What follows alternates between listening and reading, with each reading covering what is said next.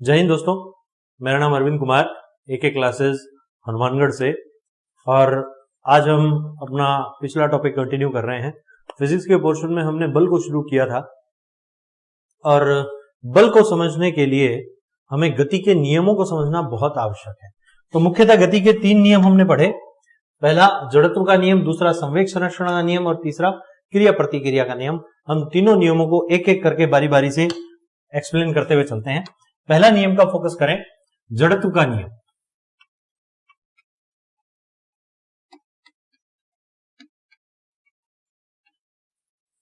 क्या है जड़त्व का नियम? तो उससे पहले हमें जड़त्व पता होना चाहिए कि जड़त्व वास्तव में क्या होता है। ये जड़त्व है, एक्चुअल में ये ही चीज क्या है। तो जड़त्व है कि जब किसी वस्तु पर कुछ जो है परिवर्तन करने की आप कोशिश कर रहे हैं और वस्तु वो नहीं होने देना चाहती, तो वो जड़त्व है। जैसे आप सुबह सुबह आपको 5 बजे उठाने की कोशिश की जाए और आप स्वयं नहीं उठना चाहते हैं, आप पर बाह्य बल लगा के आपको उठाना पड़ रहा है, स्वयं नहीं उठ सकते हैं, तो वो जड़त्व है। जो उस चीज का जो अवस्था परिवर्तन का विरोध करता है वो जड़त्व कहलाता है। अब ये कहा जाए कि अगर किसी पहाड़ी पर आपने कुछ पत्थर देखा, बहुत बड़ा पत्थर काफी सालों से पड़ा है, तो वो अपने आप नहीं हिल रहा है। क्यों नहीं हिल रहा है? क्योंकि अगर आप उस पर बल लगाते हैं तो सामने से विरोध करता है, और वो विरोध ऐसा करता है कि आपके बल के प्रभाव को जीरो कर देता है। वो कहता है जी मैं आपके हिलाने से नहीं हिलूंगा। तो इस यांत्रिकी की भाषा में जड़त्व का एग्जाम्पल या जड़त्व को हम द्रव्यमान से शो करते हैं कि नॉर्मली जो जड़त्व है वो द्रव्यमान के कारण है। और इतना बड़ा पत्थर हिला क्यों नहीं पाए? क्योंकि उसका द्रव्यमान m बहुत ज्यादा था, उसके द्रव्यमान की वैल्यू बहुत ज्यादा थी। इस वजह से आपको जो है हिलाना उसके लिए आपके लिए संभव नहीं हो पाया। द्रव्यमान जिसका ज्यादा होगा उसका जड़त्व ज्यादा होगा, वो ज्यादा स्थायी होगा। ठीक, इसीलिए जड़त्व को हम कह रहे हैं कि अब जो अवस्था परिवर्तन का विरोध कर रहा है। अब अवस्था परिवर्तन का विरोध कितने तरीकों से होता है, तो यहां हम जड़त्व के हमने फर्दर 3 पार्ट्स और बना दिए। 3 अलग अलग हिस्से हम जड़त्व के पढ़ रहे हैं, 3 अलग अलग तरीके और जो है जड़त्व के हमें और पढ़ने हैं। पहला, स्थिति का जड़त्व।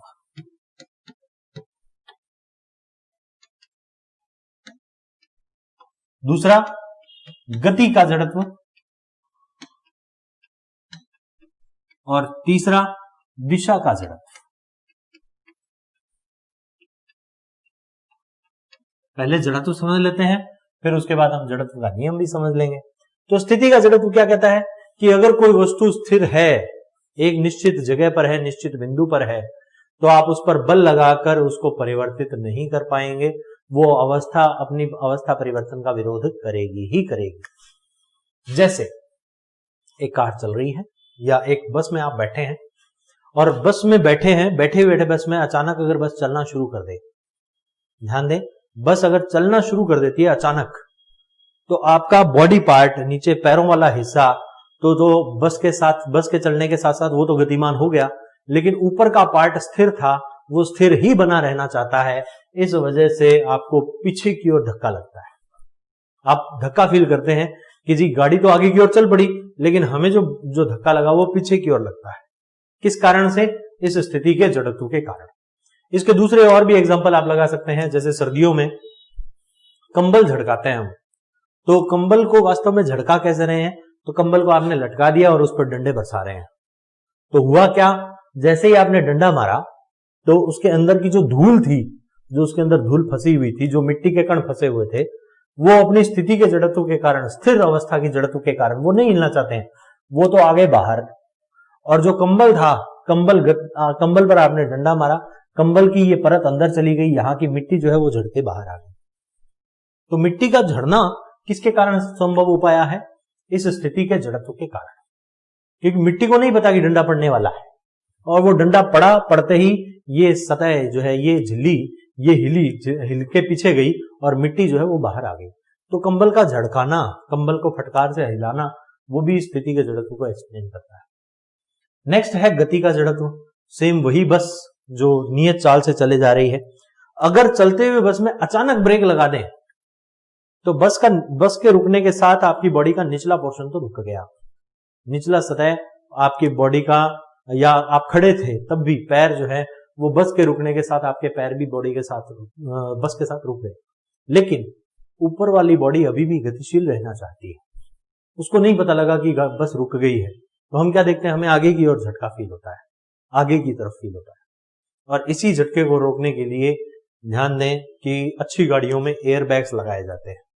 वैसे भी आप इस झटके से बचने के लिए सीट बेल्ट पहन के गाड़ी चलानी चाहिए, चाहे वो ड्राइवर हैं, को ड्राइवर हैं या पीछे की सवारियां हैं, सबको सीट बेल्ट पहन के गाड़ी चलाएं, क्योंकि अगर अचानक से ब्रेक भी लगाए जा रहे हैं तो वो सीट बेल्ट जो है वो लॉक कर लेगा। सीट बेल्ट बहुत इंपॉर्टेंट होता है, इसी गति के जड़त्व को एक्सप्लेन करता है। सीट बेल्ट को जब कभी आप गाड़ी में बैठे हैं तो उस सीट बेल्ट को जब धीरे धीरे आप खींचते हैं तब तो आप देखेंगे कि सीट बेल्ट आराम से खुल जाता है, लंबा हो जाता है, खींच सकता है। लेकिन उसी सीट बेल्ट को अचानक से खींचे तो वो अचानक से खींचते समय लॉक हो जाएगा। इसका मतलब इतना सेंस वो गाड़ी कर पा रही है।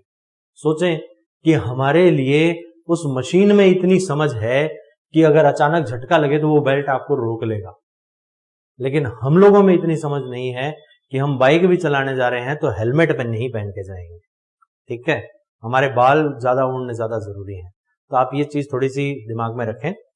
ओके, नाउ नेक्स्ट आउट दिशा का जड़त्व। दिशा का जड़त्व क्या कहता है कि अगर कोई वस्तु गतिशील है, निश्चित दिशा में है, तो अपने आप दिशा नहीं बदलेगी। अपने आप दिशा बदलना उसको आता ही नहीं है। कैसे नहीं बदलेगी? जैसे मान लो एक वस्तु इस वृत्ताकार पथ पर चल रही है और वृत्ताकार पथ पर कोई बाइक वाला चला रहा है, बाइक चला रहा है यहां से, और अगर एक लिमिट से स्पीड ज्यादा है तो इस पथ पर चलते चलते चलते चलते हिसाब से उसको यहां पहुंचना चाहिए, लेकिन अगर स्पीड ज्यादा हुई तो वो इस बिंदु से ऐसे स्पर्श रेखा की दिशा में चला जाएगा। अपने आप दिशा मोड़नी उसको आती नहीं है, ये उसकी दिशा के जड़त्व के कारण ऐसा हुआ। इसीलिए मोड़ पर जब भी आप गाड़ी बाइक मोड़ रहे हो तो अपनी स्पीड को कंपैरेटिवली कम करें और कम स्पीड में मोड़ने की कोशिश करें। ज्यादा स्पीड में आप स्पर्श रेखा की दिशा में चले जाएंगे। और इसका अच्छा एग्जांपल, आपने एक पत्थर को रस्सी से बांधे और उसको घुमाएं, तो जब स्पीड एक हद से ज्यादा हो जाएगी तो आप देखेंगे कि वो पत्थर जो ऐसे वृत्ताकार पथ में घूम रहा था, वो पत्थर अगर यहां से अलग हुआ है तो कहां जाएगा? क्या वो पत्थर ऐसे ऐसे वृत्ताकार पथ में गति करेगा? नहीं, तो वो पत्थर कहां जाता है? इसकी स्पर्श रेखा की दिशा में जाता है, ऐसे ऐसे स्पर्श रेखा की दिशा में जाएगा। तो वो स्पर्श रेखा की दिशा अपने आप उसको बदलनी नहीं आती। किस कारण से नहीं आती? इस दिशा के जड़त्व के कारण नहीं आती। तो हमने 3 टाइप के जड़त्व पढ़ लिए। जड़त्व वो था जो अपनी अवस्था परिवर्तन का विरोध करता है। स्थिति का जड़त्व, बस का एग्जांपल लिया कि खड़ी हुई बस अगर अचानक चलती है तो हमें पीछे की ओर झटका फील होता है। नेक्स्ट, गति का जड़त्व, अगर खड़ी हुई बस, चलती हुई बस अचानक अगर रुकती है तो हमें आगे की ओर झटका फील होता है क्योंकि हम बस के साथ गतिशील थे। नेक्स्ट, दिशा का जड़त्व, पत्थर का एग्जांपल लो, चाहे आपकी बाइक का ये एग्जांपल है, ये भी दिशा के जड़त्व का एग्जांपल है। नाउ अब बात आती है जड़त्व के नियम पर। तो जड़त्व का नियम क्या है? न्यूटन के हिसाब से जड़त्व का नियम यह है कि कोई भी वस्तु अगर स्थिर है तो स्थिर बनी रहेगी, अगर गतिशील है तो गतिशील बनी रहेगी, जब तक उस पर कोई बाह्य असंतुलित बल नहीं लगाया जाए। और इस बात को हमने याद हो तो गुरुत्वाकर्षण वाले में बात में पढ़ लिया है। जैसे ध्यान दो, वापस याद करवा देता हूं। ये पृथ्वी थी, ये चंद्रमा था, मून। पृथ्वी चंद्रमा को खींच रही है, चंद्रमा पृथ्वी को खींच रहा है, दोनों में बराबर बल लग रहा है, तो ना पृथ्वी चंद्रमा के पास जाती है ना चंद्रमा पृथ्वी के पास आता है। दोनों में संतुलित बल लग रहा है, बराबर बल लग रहा है। लेकिन अगर इसको थोड़ा सा असंतुलित कर दो, यहां से जाके इसको धक्का लगा दो थोड़ा सा, तो ये जो है चंद्रमा पृथ्वी की ओर आकर्षित हो जाएगा। तो अपने आप तो नहीं हो सकता है, पता नहीं कितने सालों से घूमता जा रहा है और आगे भी घूमता ही जाएगा, लेकिन ये अपने आप बल नहीं लगाएगा, अपने आप आकर्षित नहीं होगा। क्यों? क्योंकि अब तक ये संतुलन अवस्था में है। जब तक दोनों पर बराबर बल लग रहा है तब तक ये संतुलन अवस्था में रहेंगे। तो जड़त्व का नियम ये कहता है कि बल का एग्जिस्टेंस है, बल को शो कर पा रहा है कि बल है, उपलब्ध है। वो पता किससे लगेगा? कि जब तक आप बल नहीं लगाओगे तब तक कोई भी वस्तु अपनी जगह से अपने आप तो नहीं हिलेगी। जैसे गति के जड़त्व की बात करें तो पृथ्वी जो है घूमे जा रही है सूर्य के चारों ओर, अपने आप घूमे जा रही है, घूमे जा रही है। कोई जाके रोके तब तो वो जाके रुकेगी। लेकिन अगर मान लो पृथ्वी चलते चलते रुक जाए, सोचो जरा एक बार, सिलेबस से हट के अगर एक बार के लिए सोचें कि पृथ्वी अगर गति करती करती अपने अक्ष पर भी घूम रही है और ऐसे भी घूम रही है, तो अगर ऐसे घूमती घूमती पृथ्वी अगर अचानक रुक जाए तो क्या हो? तो ये वहां सेम कंडीशन ऐसी होगी, ध्यान दो। अभी आप पृथ्वी पर टिक के खड़े हैं, बैठे हैं, आपके मकान टिके हुए हैं, आपके पेड़ पौधे, पहाड़, नदियां सब टिकी हुई हैं, लेकिन अगर ये गति करती हुई पृथ्वी, ऐसे घूमती हुई पृथ्वी अचानक रुक जाएगी, तो पृथ्वी तो रुक गई, लेकिन ऊपर वाले चीजों को रुकने का पता कब चलेगा?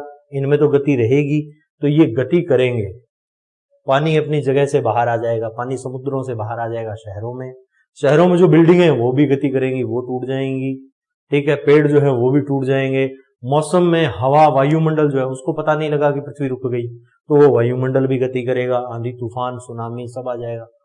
पृथ्वी अगर चंद सेकंडों के लिए रुक जाए तो भी सब कुछ तबाह हो जाएगा। कारण गति का जड़, कि पृथ्वी गतिशील थी, और इस गतिशील होने के बावजूद आपने अगर अचानक रोक दिया तो सब नष्ट हो जाएगा। ओके, तो फिजिक्स के नियम हमारी डेली लाइफ में सब जगह अप्लाई होते हैं। तो शुक्र मनाएं कि पृथ्वी लगातार चल रही है, ऐसी चलती रही, बढ़िया है ना। नाउ पहला नियम क्लियर है। मैंने आपको कल भी कहा था, पिछली क्लास में भी आपको बताया कि तीनों नियमों से बल के बारे में पता लगेगा, बल की संपूर्ण व्याख्या हो पाएगी।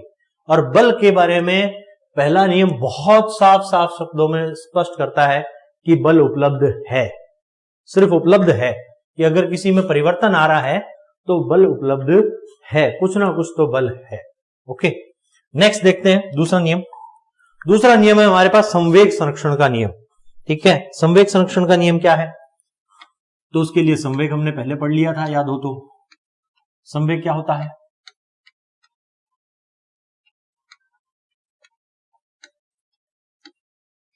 संवेग संरक्षण का नियम, संवेग को हमने पढ़ा P = m × v, वेग के प्रभाव को संवेग कहते हैं, और द्रव्यमान और वेग के गुणनफल को संवेग कहते हैं। ठीक है, अच्छा, सदिश राशि है, जो वेग, जो दिशा जो है इस वेग की रहती है वही दिशा इस P की रहती है, दोनों की दिशाएं समान है। अच्छा, नेक्स्ट, संवेग संरक्षण का नियम क्या है? ये नियम ऐसा है, देखो प्रकृति में ना कुछ नियम ऐसे बनाए गए जो कभी फेल नहीं हो सकते। पूरी जिंदगी, पूरी कहीं कैसा भी घटना हो जाए, कैसी भी घटना हो जाए, वो फेल हो ही नहीं सकते। जैसे मैंने आपको अपनी पिछली क्लासेस में बताया था कि कुल यांत्रिक ऊर्जा सुरक्षित रहती है। दोलन वाले टॉपिक में हमने डिस्कशन किया था कि यांत्रिक ऊर्जा हमेशा सुरक्षित रहती है, कहीं ऊर्जा घटती नहीं है। ऊर्जा सिर्फ रूप बदल सकती है, घट नहीं सकती, कम ज्यादा नहीं हो सकती, कम नहीं हो सकती, सिर्फ रूप बदल सकती है, एक रूप से दूसरे रूप में जा सकती है। जैसे आपने मान लो स्विच ऑन कर रखा है, तो स्विच ऑन किया, विद्युत भी ऊर्जा ही थी, और उसको आपने प्रकाश ऊर्जा में बदल दिया, तो विद्युत ऊर्जा प्रकाश ऊर्जा में कन्वर्ट हो गई। ऊर्जा रूप बदल सकती है। अच्छा, वैसे ही एक नियम है संवेग संरक्षण का नियम, और संवेग संरक्षण ये कहता है कि प्रकृति में हर वस्तु, हर गतिशील वस्तु या स्थिर वस्तु, इन सब वस्तुओं का संवेग संरक्षित रहता है, संवेग फिक्स रहता है, चेंज नहीं हो सकता। कैसे नहीं हो सकता? तो इसका बहुत अच्छा एग्जांपल है, ध्यान दें, बहुत इंपॉर्टेंट नियम है ये। और ये नियम जो है गति के 3 नियमों में से सबसे इंपॉर्टेंट इसलिए है कि इस नियम से बल का परिमाण पता लगता है कि कितना बल लगा। पहले वाले से तो ये पता लगा कि बल लगता है सिर्फ, इससे ये पता लगा कि बल कितना लगा। ठीक है, वो अमाउंट कैलकुलेट होती है। तो इसके लिए हमने फॉर्मूला दिया कि F समानुपाती dp/dt। याद हो तो मैंने आपको पिछली क्लास में बताया था कि जहां 1 समय आ जाए उसको हम क्या लिखेंगे? उसको हम लिखेंगे दर। 1 समय को हम दर लिखेंगे। ठीक है, dp का मतलब संवेग में परिवर्तन, इसका मतलब आरोपित बल जो है वो संवेग में परिवर्तन के दर के समानुपाती होता है। ये बात जरूर से याद रखें। ये हो गया संवेग में परिवर्तन, और नेक्स्ट है बटा समय, और 1 समय को आपने बता दिया क्या? दर। संवेग में परिवर्तन की दर को हम क्या कह देते हैं? आरोपित बल कह देते हैं। दर वर्ड 1 समय को दर यूज करना है। संवेग में परिवर्तन कहां होता है? वही बताएगा कि बल हुआ कि नहीं हुआ। जैसे मान लो एक वस्तु यहां पड़ी थी, मान लो एक वस्तु यहां रखी हुई थी, अगर स्थिर पड़ी है तो द्रव्यमान तो है, वस्तु है तो द्रव्यमान तो होगा, कुछ ना कुछ तो होगा। लेकिन अगर स्थिर पड़ी हुई है तो इसका वेग, प्रारंभिक वेग कितना है? 0, गति नहीं कर रही है। और आधे घंटे बाद आया कि आपने देखा तब यह वस्तु तब भी वहीं पड़ी है, तो संवेग में कुछ परिवर्तन हुआ क्या? पहले भी संवेग कितना था? P equal to M U की वैल्यू 0, तो P बराबर कितना आएगा? 0। पहले भी संवेग कितना था? 0। और आधे घंटे बाद में आके देखा तब भी ये 0, संवेग में परिवर्तन ही नहीं हुआ। परिवर्तन नहीं हुआ तो इसका मतलब इस पे किसी ने बल लगाया ही नहीं। तो पहला और दूसरा नियम दोनों एक साथ लग रहे हैं। ऐसा अकेला ऐसा नहीं होगा कि अकेला पहला नियम लगे या अकेला दूसरा नियम लगे, ऐसा नहीं लगेगा। ओके, अच्छा, लेकिन आधे घंटे बाद, मान लो दूसरे एग्जांपल में, आधे घंटे बाद में आपने आके यहां देखा कि ये वस्तु जो है ये v वेग से गतिशील है, या यूं कहें 2 मीटर प्रति सेकंड से गतिशील है। ठीक है, m द्रव्यमान की वस्तु 2 मीटर प्रति सेकंड से चल रही है। m का मतलब, m मान लो 1 किलो की वस्तु है। ठीक है, यहां भी 1 किलो था, लेकिन यहां का संवेग कितना था? 0। यहां का संवेग कितना बनेगा भैया? p डैश मान लेते हैं। यहां का संवेग कितना बना? m इंटू वी बनाओ। p बराबर, m है 1 किलो, v की वैल्यू 2, तो वैल्यू कितनी बनी? 2 kg मीटर प्रति सेकंड। संवेग का मात्रक पहले डिस्कस कर चुके हैं हम। तो अब इस बार जो है संवेग कितना बन रहा है? 2 kg मीटर पर सेकंड। पहले संवेग कितना था? 0 से ये 2 तक पहुंच गया, तो बल लगा के नहीं लगा? कुछ गतिशील, गति तो तभी आएगी जब ये इस पर कोई बल लगाएगा। तो इसका मतलब इसमें बल तो लगा। अब ये बल कितना लगा ये डिपेंड करता है टाइम पे। ठीक है, कि कितना परिमाण का आया। सही मान तो हमें तब पता लगेगा कि समय कितना लगा। अब एक बात सीधी सी, अगर ये थोड़ा सा दिमाग लगाओ, सिंपल सा साइंस है, देखो, अगर इसको यहां से ये 2 मीटर का वेग देने में 2 घंटे लग जाए, सोचो जरा, 2 मीटर प्रति सेकंड का वेग देने में 2 घंटे लग जाए, तो बल का मान ज्यादा आएगा, या 2 सेकंड में ये 2 मीटर प्रति सेकंड का वेग लगे तो बल का मान ज्यादा आएगा। तो हम देखते हैं कि जहां समय कम लगेगा वहां बल का मान हमें ज्यादा मिलेगा। अगर ये 0 से चल के 2 मीटर प्रति सेकंड तक पहुंच जाती है और वो भी कम समय में पहुंच जाती है, तो इस पर आरोपित बल का परिमाण जो है तुलनात्मक रूप से हमें ज्यादा मिलेगा। ओके, ज्यादा परिमाण मिल रहा है।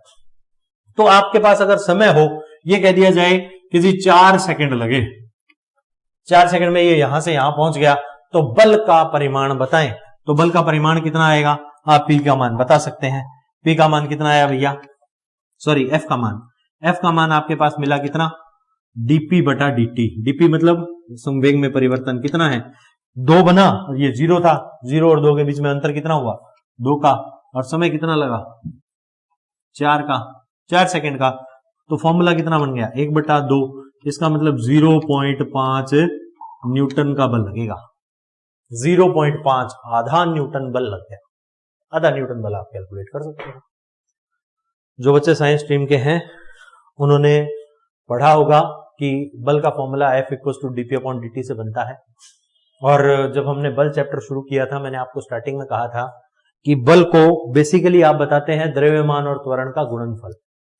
द्रव्यमान और त्वरण के गुणनफल से बताते हैं, लेकिन द्रव्यमान और त्वरण का गुणनफल बल कहलाता है, ये परिभाषा सटीक रूप से सही नहीं है, क्योंकि बल की सही परिभाषा जो है वो इस नियम से बनती है, इस नियम से। ठीक है, तो ये याद रखें कि ये संवेग संरक्षण का नियम जो है, इससे हमें पता लगा कि बल जो है संवेग में परिवर्तन की दर को कहते हैं।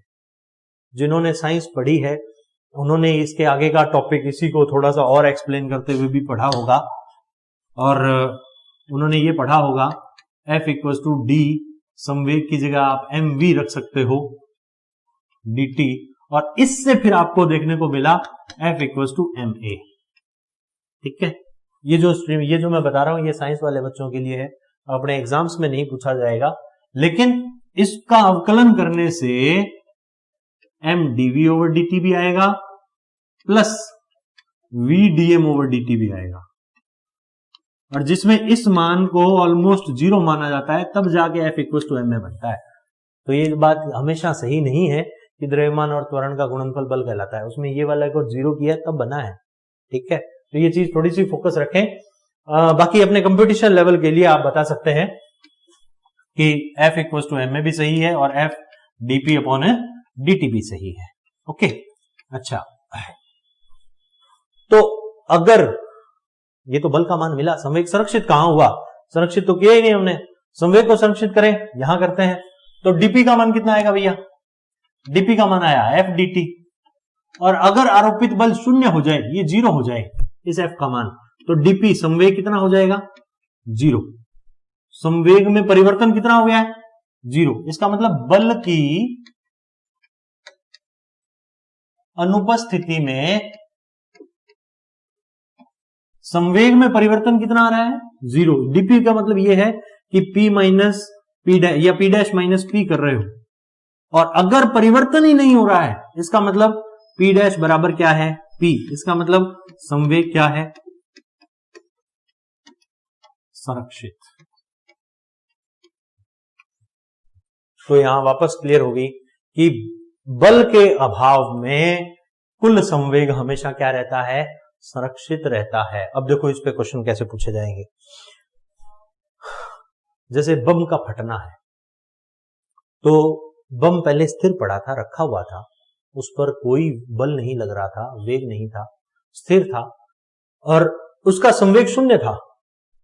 लेकिन अगर उस बम के दो टुकड़े हुए, सोचो जरा एग्जांपल के लिए, एक बम रखा हुआ है, दिवाली का मौका है, दिवाली में आपने जो है एक बम रख दिया, और इस बम के दो टुकड़े बराबर बराबर हो रहे हैं, तो सीधी सी बात है, अगर बम का एक टुकड़ा इधर जाएगा तो दूसरा टुकड़ा कहां जाएगा? इसके विपरीत, इस तरफ गति करेगा। ये जितने वेग से गति करेगा उतने वेग से ये गति करेगा। क्यों? क्योंकि इस दिशा का संवेग बनेगा कुछ, और वो इस दिशा के संवेग के विपरीत होना चाहिए, ताकि दोनों मिलकर क्या बना दे? जीरो। एग्जाम्पल के लिए देखें, मान लो एक बम था ये, और इस बम का वजन था 2 किलो। ठीक, ये बम फटने से पहले का है, वेग इसका है नहीं, शून्य है, तो इसका संवेग कितना रहा?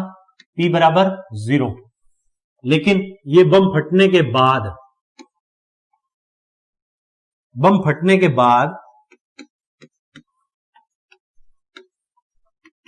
धमाका होता है क्या? हाँ, बम फटने के बाद इस बम के दो टुकड़े हो गए, 1 किलो का अलग हो गया और दूसरा 1 किलो का अलग हो गया। ये 1 किलो वाला इधर जा रहा है 2 मीटर प्रति सेकंड से, तो इसका संवेग कितना बना? p1 m इंटू v, कितना? 1 किलो m, v की वैल्यू 2, इसका संवेग बना 2 kg मीटर प्रति सेकंड। ठीक, अच्छा, इसका संवेग कितना बनेगा भैया? तो आपसे क्वेश्चन ये पूछा गया है कि एक बम के दो टुकड़े हुए, एक इधर 2 मीटर प्रति सेकंड से गया है, तो दूसरा इस तरफ जाएगा, कितने से? सेम 2 मीटर प्रति सेकंड से। क्यों? क्योंकि इसका संवेग भी कितना बनना चाहिए? p1 के बराबर। p2 बराबर कितना बनेगा? 2 kg मीटर प्रति सेकंड। क्यों? क्योंकि यहां का संवेग अगर पॉजिटिव ले रहे हो तो इस संवेग को क्या लिखना पड़ेगा? नेगेटिव, -2, और -2 लिखेंगे तो एक पॉजिटिव एक नेगेटिव, कुल मिलके कितना हो गया है? 0। और कुल संवेग पहले भी कितना था? 0। हमने यही कहा कि बिना बल लगाए, बम तो अपने आप फटा था, हमने तो आग ही लगाई थी, तो बम के फटने में जो है बिना बल लगाए जो बम फट रहा है उसका संवेग पहले भी शून्य था, अभी भी कैसा है? शून्य ही है। तो संवेग हमेशा सुरक्षित रहता है। और इसी के एग्जाम्पल में आप बता सकते हो कि रॉकेट का चलना जो है वो भी संवेग संरक्षण का नियम का एक उदाहरण है। उसमें क्रिया प्रतिक्रिया भी अप्लाई हो रही है, हमें तीसरा नियम भी आगे पढ़ना है। और जब बंदूक से गोली चलाई जाती है तब हमें पीछे की ओर झटका लगता है। अब सोचो जरा एक बार के लिए, इसी क्वेश्चन में दोबारा देखो, अगर ये 1-1 किलो के टुकड़े नहीं होते, ये आधे किलो का और ये 1.5 किलो का होता, तो सिंपल सी बात है, जो आधे किलो का होगा वो तेज भागेगा और जो 1.5 किलो का होगा वो धीरे भागेगा। जो भारी चीज होगी उस पे उसका वेग कंपैरेटिवली कम रहेगा, ताकि संवेग बराबर रहे ना, इसका संवेग बराबर करना है हमें। तो इस 1.5 किलो वाले का वजन जो है ज्यादा है, इसका वेग कम रहेगा। आधे किलो वाले का वजन कम है तो इसका वेग ज्यादा रहेगा, इसका संवेग ज्यादा बनाना है हमें। इसी वजह से आप देखो, जब हम एक गोली फायर करते हैं, गन से एक गोली जब फायर करते हैं तो गोली का आकार है छोटा, उसका वेग बहुत तेज होता है, लेकिन उसी वेग, द्रव्यमान और वेग का अगर गुणनफल निकाला जाए तो हमें उतना ही संवेग बनाना है, और उसी संवेग के लिए हमें फिर पीछे की ओर झटका लगता है। तो हाथ पे पीछे की ओर झटका लगेगा, किसका एग्जाम्पल हो गया है, संवेग संरक्षण का। अब जिनका एक्सपीरियंस नहीं है उनको बता दूं कि अगर आप एक हाथ से गन चला रहे हैं तो आपका हाथ का वजन है ये, हाथ अगर हल्का है, भारी नहीं है, स्ट्रांग नहीं है, तो ये जो झटका लगेगा वो झटका इतना पावरफुल होगा कि आपकी कलाई उतर जाएगी यहां से, ठीक है। इसीलिए जब फायरिंग सिखाई जाती है, जो बच्चे एनसीसी में थे या कॉलेज में जिन्होंने फायरिंग की हो कभी एनसीसी के तहत, या कभी डिफेंस में जाएंगे आप लोग, तो जब फायरिंग सिखाई जाती है तो पहली कोशिश लेट के फायरिंग करवाई जाती है, क्योंकि लेट के फायरिंग करते समय आप बट को इधर रखेंगे और राइफल के बट को इधर रखेंगे और पूरा द्रव्यमान गन के साथ जोड़ देंगे। अब द्रव्यमान इस तरफ बढ़ गया तो गन का झटका धीरे लगेगा, लेकिन अगर आपने वो स्टाइल मारने में और मूवीज के स्टाइल से अगर गन उठा ली और चलाने लगे तो झटका ज्यादा लगेगा। क्यों? क्योंकि हल्के हाथ से पकड़ा हुआ आपने, उसका द्रव्यमान कम है, द्रव्यमान कम है तो वेग ज्यादा आएगा, आपको उसका द्रव्यमान बढ़ाना पड़ेगा। इसीलिए मूवीज में जो सही एक्शन सीन होते हैं आपने देखा होगा, वो यो दूसरे हाथ से गन को पकड़ लेते हैं, वो इसलिए पकड़ लेते हैं ताकि इसका द्रव्यमान बढ़ा सके हम और हमारे हाथ पे झटका कंपैरेटिवली कम लगे। तो ये बात हमने पढ़ ली, बम जो है इसके संवेग संरक्षण के नियम को हमने पढ़ लिया। नेक्स्ट क्लास में हम लोग क्रिया प्रतिक्रिया के नियम को डिटेल में पढ़ेंगे और नेक्स्ट क्लास बल की लास्ट क्लास होगी, बल के टॉपिक को हम नेक्स्ट क्लास में कंप्लीट कर लेंगे। तब तक आप लोगों के पास जो भी गाइड है, जहां से भी जो भी रेफरेंस आपको मिलता है, आप अप्लाई करते हैं, उसके जो है क्वेश्चन सॉल्व करते हुए चलें। जो डाउट्स हैं वो कमेंट सेक्शन में जो है मेंशन कर दें, जहां तक कोशिश होगी आपको उनके जवाब दिए जाएंगे। और नेक्स्ट क्लास तक के लिए जय हिंद, जय भारत।